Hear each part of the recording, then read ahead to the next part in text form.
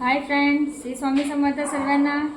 आज आपण बनवणार आहे मस्त असे आलू पराठे। तुम्ही बघू शकता किती छान दिसत आहे आणि मस्त अशी टमाटर आणि कांद्यांची चटणी खूपच वेगळी पद्धतीने आज आपण बनवणार आहे। तुम्ही एक वेळा माझा व्हिडिओ पूर्ण बघा तर तुम्हाला माहिती पडेल। खूपच छान आणि पटकन बनून जातील। याला बनवायला जास्त टाइम नाही लागणार। तुम्ही एक वेळा नक्की बघा आणि चटणी तर फक्त 5 मिनिटात तयार होईल। तुम्ही बघू शकताय किती छान दिसत आहे। चला आता मंडळी मी तुम्हाला दाखवते आलू पराठ्यांची रेसिपी। चला, आलू पराठ्यांसाठी मी बटाटे वाफायला ठेवते आहे। आता मी इथं आलू वाफायला ठेवते आहे।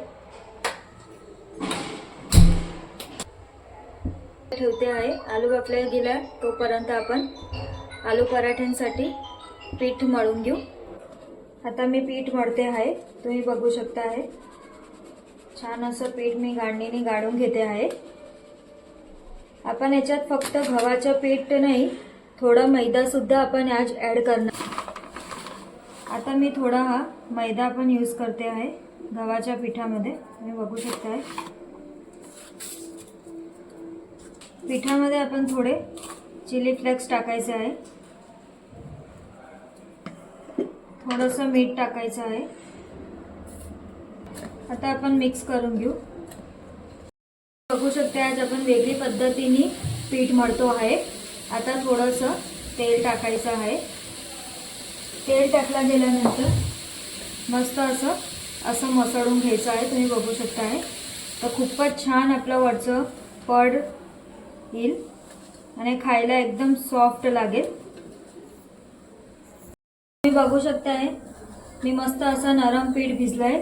आपण पीठला म्हणजे कडक पीठ नाही भिजवायचं। जर आपण कडक पीठ भिजलं तर आपले जे आलू पराठे आहे ते फाटतील, म्हणून मस्त असं नरम पीठ भिजायचे आणि 10 मिनिटासाठी आपण त्याला रेस्टला ठेवूया। आता आपण चटणी बनवायसाठी ठेवू। चटणी बनवायसाठी मी थोडंसं तेल टाकलं आहे। तुम्ही बघू शकता बनवायसाठी पहिले लसूण टाकू।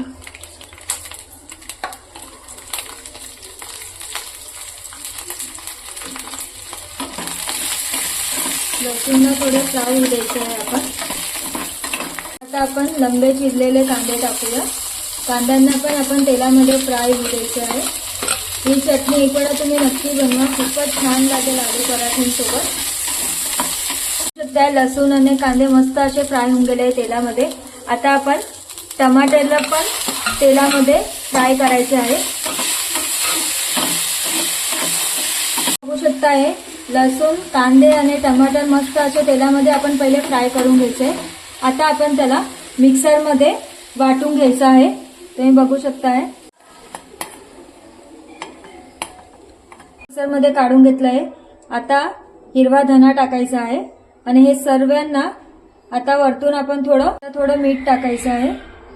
आता आपण मिक्सरमध्ये वाटून घ्यायचं आहे हे सर्व मिश्रण। ज्या कढाईमध्ये आपण लसूण टमाटरने ते फ्राय केलं होतं त्याच्यातच आपण चटणीचा वघार द्यायचा आहे। थोडंसं तेल टाकायचं आहे चटणीच्या वघारमध्ये। आता आपण राई टाकू वघारमध्ये, थोडंसं जिरं टाकू आणि कढीपत्ता टाकला आहे वघारमध्ये। आपण वाटण तयार केलं होतं चटणीसाठी ते आपण त्याच्यात मिक्स करायचं आहे। आता थोडं तिखट टाकायचं आहे आपण 1.5 चम्मच सारखं। थोडंसं आपण धना जिरा पावडर टाकायचं आहे आणि मस्त असं हलवून घ्यायचं आहे चटणीला।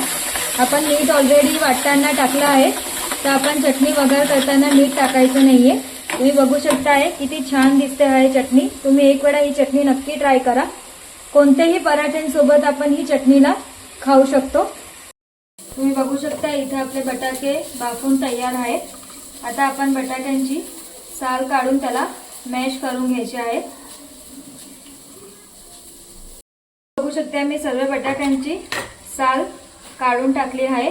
आता आपण तुमच्याकडे हे मॅशर असेलच बटाट्यांचं, त्याच्याने आपण बटाट्यांना मस्त असे मॅश करून घ्यायचे आहे। ते बटाटे मस्त असे मॅश करून टाकले आहे आपण. आता कोणी कोणी याला वरतून सुद्धा वघार करता आणि मसाले वगैरे मिक्स करता. आपण आज वघार करून कढाईमध्ये वघार करून नंतर आपण स्टफिंग तयार करणार आहे. चला तर मी एक कढाईमध्ये थोडंसं तेल टाकते आहे. आपण नॉर्मलीच तेल टाकायचं आहे. सध्या आपलं तेल गरम झालं आहे. आता थोडीशी आपण राईचा वघार द्यायचा आहे आणि थोडा आपण मस्त असा कढीपत्तानी स्वाद खूप छान येतो. आता मी इथं लसूण आणि मिरच्यांचा मसाला तयार केला आहे, तो आपण टाकायचा आहे 1 चमच्यासारखं.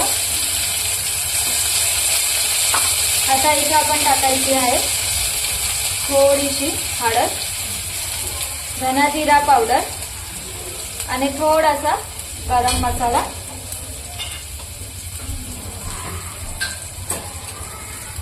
मस्त असं हलवून घ्यायचं आहे सर्व मसाल्यांना. तुम्ही बघू शकता आहे. आता आपण मॅश केलेले बटाटे टाकूया. आता आपण स्वादानुसार मीठ टाकायचं आहे. आता मी इथं बारीक हिरवा धना चिरला आहे, तो टाकायचा आहे आणि सर्व मिश्रणला आपण हलवून घ्यायचं आहे. इथं मी वरतून थोडं आमचूर पावडर टाकते आहे. स्वाद खूप छान येईल याच्याने. आलू पराठ्यांचं जे स्टफिंग आहे ते तयार आहे. आता आपण आलू पराठे बनवूया. त्याच्यासाठी मी मस्त लहान लहान तुम्ही बघू शकताय गोळे करून घेतले आहे. आता आपण त्याच्यात थोडंसं छोटा लाटून आपण स्टफिंग भरायचं आहे.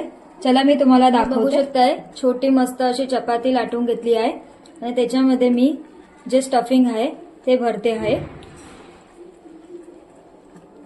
आपण खूपच हलक्या हाताने लाटायचं आहे. मस्त असं जाड तुम्ही बघू शकताय किती छान होत आहे. तर आपण शेकूया आलू पराठ्यांना. तुम्ही बघू शकताय